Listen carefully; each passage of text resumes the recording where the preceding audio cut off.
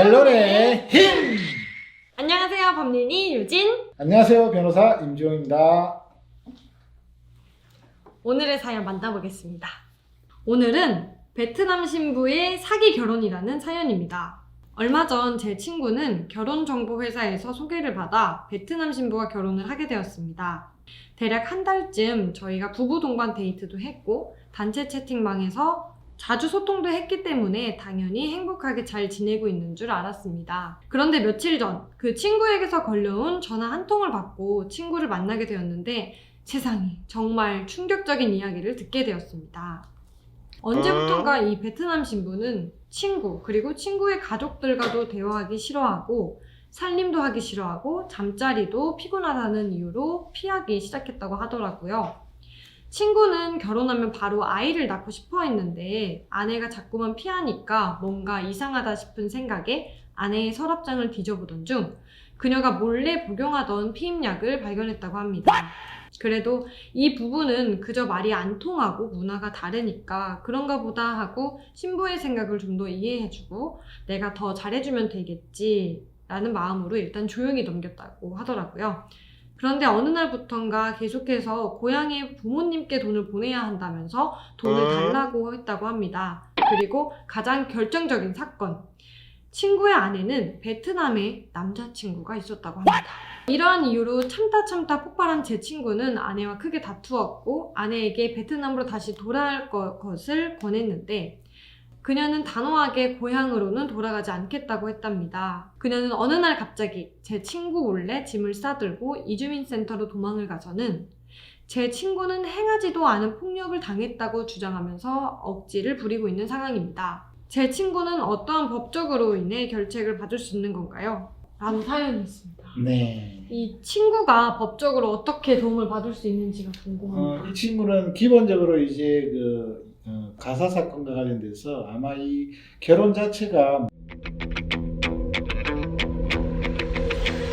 무효가 될 수 있는 사유가 있어요. 이 베트남 여자는 전혀 혼인 의사가 없이 결혼식을 했기 때문에 이 부분과 관련돼서 그 혼인 자체가 무효라고 다툴 여지가 있습니다. 예, 그래서 그 부분과 관련돼서 이제 가정법원에 이 혼인 무효 소송을 하고 예비적으로 이혼 청구를 하면 될 것 같고요. 가족들에게 돈을 보낸다고 하면서 어쨌든 남편으로부터 돈을 받아서 보냈지 않습니까? 네. 그럴 경우에는 사실은 이게 사기 결혼이라고 그러는데 사기 결혼이라는 말은 정확한 말은 아니고 결혼 사기죠. 결혼을 핑계해서 돈을 뜯어내는 행위이기 때문에 이런 경우에는 사실은 그 결혼을 취소할 수도 있고 그 사기 행위에 대해서 고소를 할 수도 있습니다.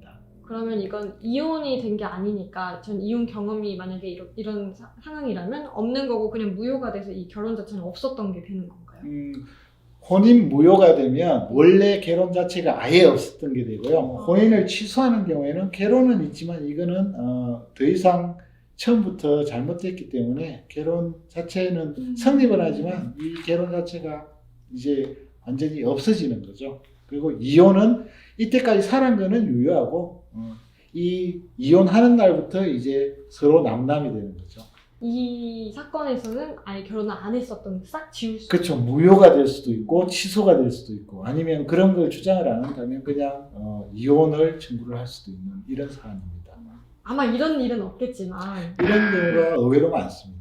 네, 국제결혼과 관련돼 가지고 한국에 오기 위해서 이렇게 위장으로 결혼해서 오는 사람들도 있고 위장 결혼은 서로 남자하고 이제 그 외국인 신부하고 서로 동의를 해 가지고 결혼식을 가장해서 한국으로 와서 한국에서 그냥 각자 사는 이런 경우들도 있고요. 그다음에 여자가 아예 다른 베트남이나 이런 캄보디아 이런 데서 결혼을 한 여자인데 그걸 속이고 한국에 결혼할 것처럼 와가지고 한국에 도착하면 바로 이제 취업을 위해서 그냥 이탈해버리는 이런 경우들이 되게 많습니다. 이런 사건은 또 없겠지만 네. 그 남자분이 결혼한 베트남 아내분을 너무 사랑해서 이 뭐 돈을 보낸 이런 건 일정 금액은 받고 싶지만 이혼은 하고 싶지 않아요.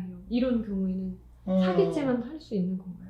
혼인 무효나 취소가 되면 사기로 고소를 할 수 있지만 결혼이 전제된 상태에서는 부부간에는 형사법적으로 친족 상도례라는 게 있어요. 그래서 부부간에 재물을 훔쳐가거나 사기를 치거나 횡령을 하거나 이런 경우에는 고소를 할 수 없습니다. 지금 이 베트남 네. 문제와 관련돼서 다시 또 문제가 되는 건 이제 행정적인 문제도 있는데 사실은 이 베트남 여자가 남편에게 폭행당했다고 그러면서 집을 나갔지 네, 않습니까? 맞아요. 근데 보통 외국인 그 신부들이 이혼 소송을 해가지고 상대방의 폭력이나 뭐 이런 문제로 한국 남자들이 유책 배우자가 되는 경우에는 한국에 계속 머무를 수 있습니다. 근데 일정 기간 내에 이혼을 하는 경우에는 네. 출국을 해야 돼요.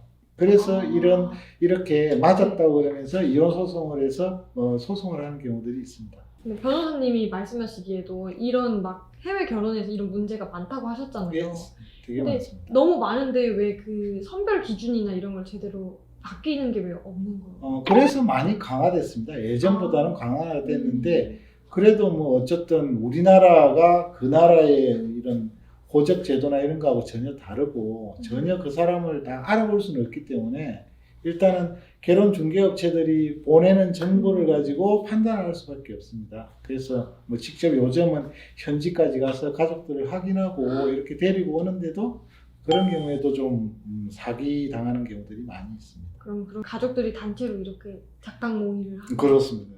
가족끼리 그렇게 합의할 수 있고 동네 사람끼리 다 끼일 수도 있고 그래서 그런 뭐 국제 결혼 그 소개해주는 중개업소들이 과실을 나중에 이제 소송을 할 수 있는데 네. 과실을 입증하는 건 사실은 쉽지는 않을 겁니다. 그러면 다시 사연으로 돌아가서 이 남자분은 소송을 그냥 거는 게 베스트인 건가요?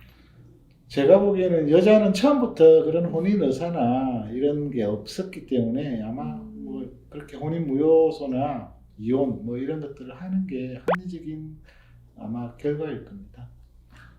보통 이혼할 때 위자료 때문에 많은 다툼이 있는데 네. 이런 혼인 무효나 혼인 취소 같은 경우에 위자료로 많이 다투는 경우가 있나요? 예, 모든 그 이혼과 관련된 사건에는 위자료가 다 있습니다. 예, 그래서 보통 혼인 무효 같은 경우에는 위자료 액수가 많을 수가 있고요. 예, 혼인 취소도 이혼에 준해서 위자료가 정해지는 경우들이 있습니다. 요즘은 이혼과 관련돼서 위자료가 정해지는 경우가 있는데 최대 금액이 예전보다 많이 올라가지고 한 6천 정도가 최대 액수의 위자료라고 보시면 됩니다.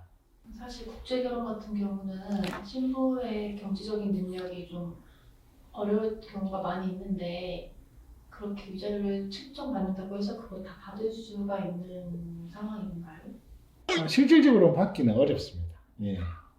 그럼 혼인으로 취득한 영주권이나 이제 한국인 국적을 취득하죠. 5년 정도 살면. 그렇게 예. 했는데 혼인이 무효가 됐어요. 예. 그럼 그 국적도 같이 무효가 되는 거예요? 국적 취득이 취소가 될 수 있죠. 국제 결혼에는 여러 문제가 다 겹쳐져 있어요. 그러니까 이혼 문제, 그다음에 행정 문제, 국적이 관련돼 있으니까 행정 문제가 있고, 그다음에 민사적인 문제가 있고, 형사적인 문제도 될 수 있고. 그러니까 이게 사실은 전혀 혼인 의사 없이 한국에 취업하기 위해서 이런 걸 이용해서 와서 그냥 바로 공항에 내리자마자 도망가는 경우들도 있으니까 그런 경우에는 뭐 어쨌든 사기죄도 될 수 있고 기본적으로 뭐 어쨌든 출입국 관리법 위반은 무조건 되는 거니까 이런 일이 안 일어나기 위해서는 준비를 뭐 결혼정보회사랑 준비를 한다든지 결혼을 안 하면 됩니다. 한국에서 결혼하십시오. 한국인과 결혼하십시오. 한국인과 기본적으로 결혼을 이제 보면 계약으로 생각을 해버리니까 이제 이런 문제들이 생기는 겁니다. 예. 그래서 뭐 결혼이라는 게 사실 뭐 이론적인 거지만 사랑으로 이루어져야 되는데 그냥 돈의 문제가 생기기 때문에 이런 일들이 생기게 되죠. 예. 오늘 그래도 유익한 정보 감사합니다. 네, 수고하셨습니다. 감사합니다.